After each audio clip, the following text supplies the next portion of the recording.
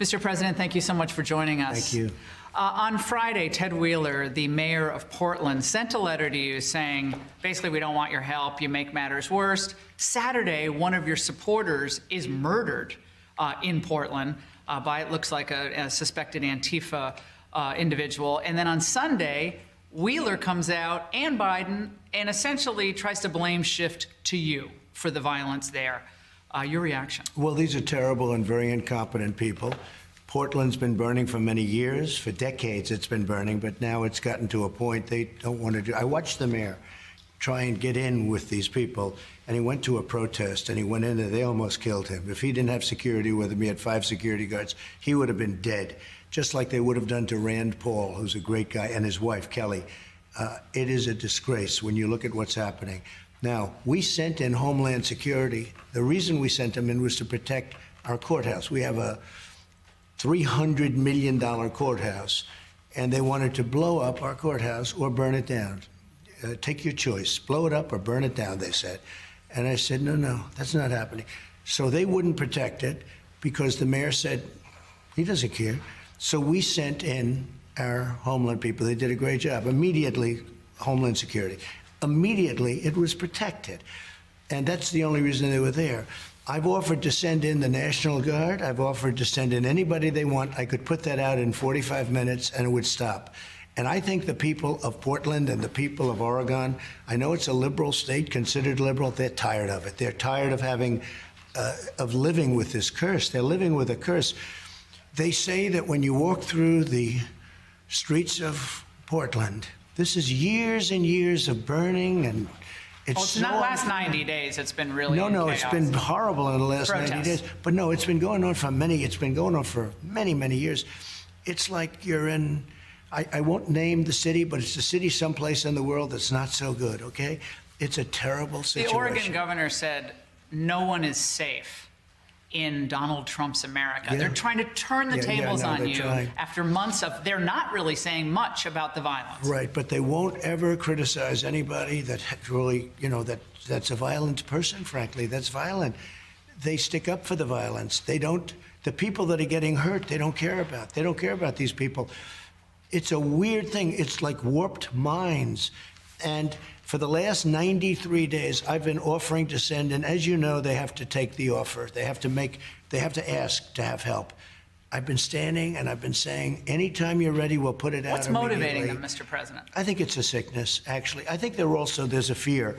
I watched the way they treated this Mayor Wheeler when he was standing there, and I'll tell you how unfair the news is. NBC News didn't show that he was being shouted at and cursed at. And he ran, literally, he had to run for his life because they were going to really hurt him. He had security. If he didn't, he would have probably... Well, they showed up as an apartment building over the weekend. No, how he can still stick up for him. I think there's a fear. I think he's afraid. Are they afraid that Oregon could be in play because of people's concern about law and order? Is that what you're saying? It could. I don't know. No. I think that, like the mayor, Wheeler, I think he's probably afraid for his life because if you would have seen him... But I'll show you how dishonest. NBC News put on, and they didn't have the people shouting. They had him standing there, and they talked about how it was a show of great unity, the mayor standing with the people. Those people were going to kill him. They were saying things that I can't repeat right now, but horrible things, but they didn't put that on. I actually happened to see the real tape on Fox. He escaped with his life, and yet he doesn't want any help. It's so unfair to the people of Oregon. We could solve that problem quickly, like I did in Kenosha. You know, Kenosha went through 3 or 4 days of, you wouldn't have a Kenosha right now. We demanded that they send in the National Guard, called the governor, and in all fairness, the governor did it. Not enough, but it was enough to put it out, and we ultimately put in more. We had 1,000 people, and we put it out quickly. You wouldn't have Kenosha right now. In Pittsburgh today, Joe Biden gave a speech, and he spoke directly about this violence. He may believe mouthing the words law and order makes him strong, but his failure to call on his own supporters to stop acting as an armed militia in this country shows how weak he is. Your response to the vice president, sir? Look, he's a weak person. He's been weak all his life, but now he's really weak. He shouldn't be running for president. He should not be there. But do you want your supporters to confront the No. left-wing protesters, No. or do you want to leave it to law No, I don't want them. enforcement? I want to leave it to law enforcement. But my supporters are wonderful, hardworking, tremendous people. And they turn on their television set and they look at a Portland or they look at a Kenosha before I got involved and stopped it. Or they look at Chicago, where 78 people were shot last weekend and numerous people died. Or they look at New York, where violence is up by 150%. It's up by a number that nobody, and people are leaving. They're looking at all of this, and they can't believe it. They can't believe it, whether But you it's don't my want them- support or not. But you don't want them showing No, up to I try don't. to... Well, it's a peaceful protest. I mean, they were protesting. They weren't. You know, it's amazing. They want to protest, and they get criticized. The other people run through the streets, burn down storefronts, hurt people, beat people, and kill people, kick people in the face. That would have happened to Rand Paul, by the way, and his wife, except that you had 2 and then ultimately 4 very good policemen who took a big beating. They took a big beating. And they really saved Rand Paul. In fact, we're going to bring him into the White House and give him some kind of an accommodation because they really, what they did was very brave, actually. I mean, can you imagine? I'm saying policemen were brave because they were escorting, but they were escorting a U.S. senator and his wife. And as Rand said, he would have been killed if they weren't there. Isn't it true also, Mr. President, that the Democrats have been, in their own way, inciting this violence against individuals for almost as long as you've been in office? Sure. If you see anybody from that cabinet, you get out and you create a crowd. And you push back on them. And you tell them they're not welcome anymore, anywhere. Please get up in the face of some Congress people. There needs to be unrest in the streets. The domestic enemies to our voting system and our honoring our Constitution are right at 1600 Pennsylvania Avenue with their allies in the Congress of the United States. It's not only the Democrats, it's the media, the fake news. The news is so fake. Like I told you with the mayor, where they make him look like it's a great unity thing when actually they were cursing at him and they would have done big numbers on him, but they don't show that. They just show the mayor standing with these very tough thugs, and he was gone, okay? They saved him. But NBC shows it like it's unity with the people. I don't get it. I don't know why they're doing it. And I will say this, at some point, I will not be president. Hopefully that'll be in 5 years from now, but I will not be president. And they're going to die. They're all going to die. Can you imagine if they had to cover Sleepy Joe Biden? It won't be very much fun. But much more importantly, our country would go to hell. Our stock markets will crash as sure as you're sitting there. We will have problems like you've never had. But if you take Kenosha and if you take other parts of the country that I don't even talk about, I could show you things that we've done to stop this kind of a thing that's happening in Portland and happening in Chicago and happening in other places. Most red states are cooperating with federal law enforcement, and things are relatively calm in red state America. But Biden said again today in Pittsburgh that essentially you're not going to be safe in Donald Trump's America. So if it weren't Donald Trump's America, to just use the expression as I'm president, you would have riots like you've never seen. The Democrats have lost control of the radical left. And if you look at Bernie and I call it the manifesto that was agreed to with Biden and his group, that's further left than Bernie ever was. They won't be able to control these people. These people have lost control of these people, and it's hurting them. Don't forget, Biden wasn't going to come out of his basement until the election. Now he had to because the polls are so good. For me, now he had to because the polls are different. So all of a sudden he's in Pittsburgh. He wasn't going to leave his basement. Then he said, okay, he's leaving, but he won't leave for 10 days. 10 days is a long time. So in the meantime, like on Sunday or Saturday, I'm in Texas, I'm in Louisiana. I was going to stop in 2 other places. Fortunately, they didn't get hit. Arkansas wasn't hit very much, et cetera, et cetera. I would have stopped. But I'm all over the place. I leave early in the morning. I get home late at night. And that's what you have to do as president. And Joe doesn't have energy. Tomorrow, you're going to Kenosha, Wisconsin, of course, the scene of so much unrest lately. And the governor says he doesn't want you to come. Why is it important for you to be seen by the people of Wisconsin now? Because I am a tremendous fan of law enforcement, and I want to thank the law enforcement. They've done a good job. And when the governor says that I shouldn't come or he'd prefer that I not come, I'm the one that called him and said, Tony, you got to bring out the National Guard. Well, I don't really want to do it. Tony, you got to bring it out. And unlike your governor of Oregon that just keeps saying no, he agreed to it at least. Now, he agreed to a small number, but the small number was plenty. But isn't it a political motivation? They don't want you to come to blue state America because they don't want the media to have to cover what's really happening on the ground. True. Isn't this Oh, political? that's true. If you look at what's going on in blue, as you call it, blue state America, blue city America, you look at what's going on in New York, you look at what's going on in these states. Chicago is a disaster. Portland, you look at Portland.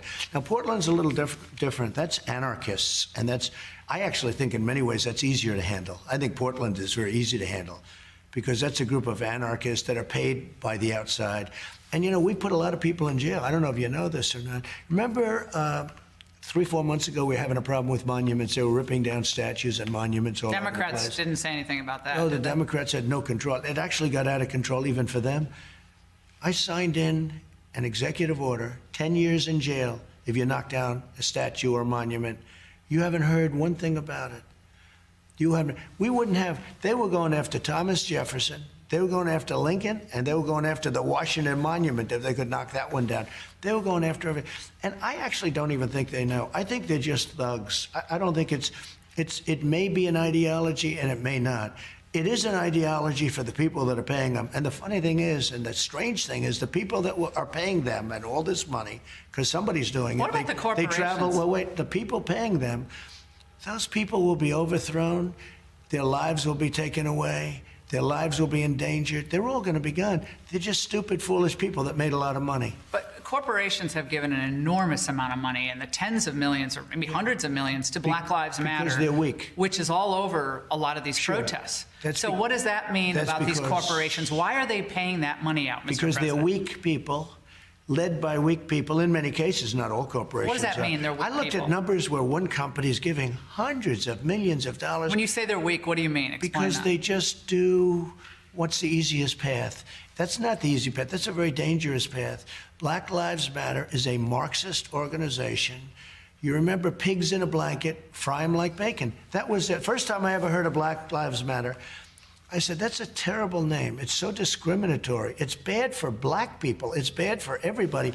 And all of a sudden it becomes like sort of, although now if you look, it's going way down because people are tired of this stuff, what's going on, the Black Lives Matter. If you look at what's going on with the bats and a lot of thugs. Running through D.C. last night. Oh, it's terrible what's going on. But Black Lives Matter came into existence walking down the street screaming, pigs in a blanket, fry them like bacon.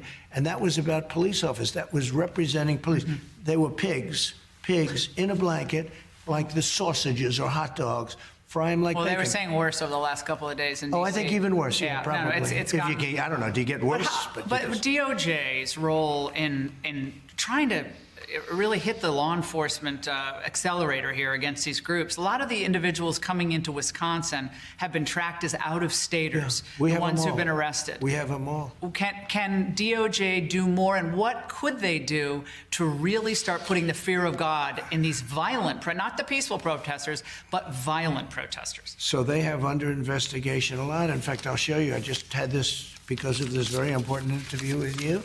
But I just, and I'll give this to you, in Kansas City, violence has decreased by a third since the initiative began. In Indianapolis, 49 guns confiscated. More than 1,000 arrests have been made under the initiative. DOJ is addressing violence and crime across the country, FBI. But you don't read that. The FBI and ATF are assisting the Portland Police Department. But you can't do much when you have absolutely no cooperation. But if they don't think they're going to go to jail for 10 years for doing what they're doing, then they're going to keep doing it. So how does a Trump re-election calm things down in the United States? Biden says he's going to calm things down. How will a Trump re-election calm? Why? Why won't he calm things down? Biden won't calm things down. They will take over. They will have won. If Biden gets in, they will have won. He's a weak person. He's controlled like a puppet. So it's not going to calm things down. It's going to be they will have won. They will have taken over your cities. It's a revolution. You understand that. It's a revolution. And the people of this country will not stand for that. They're not going to stand for that. The vast majority of people feel like me. They feel like every time I put Law and Order up on social media, it gets such an incredibly positive response. The people of this country will not stand for it. If you say calm things down, yeah, calm things down because they will have taken over. Take a look at what's going on. And Biden, well, Biden is, I don't even like to mention Biden because he's not controlling anything. Who do you They think is control pulling him. Biden's strings? Is it former Obama People officials? that you've never heard of, people that are in the dark shadows, people that What does that mean? That sounds like conspiracy theory. Dark shadows. No, What is that? people that you haven't heard of. They're people that are on the streets. They're people that are controlling the streets. We had somebody get on a plane from a certain city this weekend, and in the plane, it was almost completely loaded with thugs wearing these dark uniforms, black uniforms with gear and this and that. They're on a plane. Where's this? I'll tell you sometime, but it's under investigation right now. But they came from a certain city, and this person was coming to the Republican National Convention. And there were like 7 people on the plane like this person, and then a lot of people were on the plane to do big damage. They were coming for Planning other for reasons. Washington. Yeah, this is all happening. But the money is coming from somewhere. Money is coming How can it be from tracked? some very stupid rich people that have no idea that if their thing ever succeeded, which it won't, they will be thrown to the wolves like you've never seen before.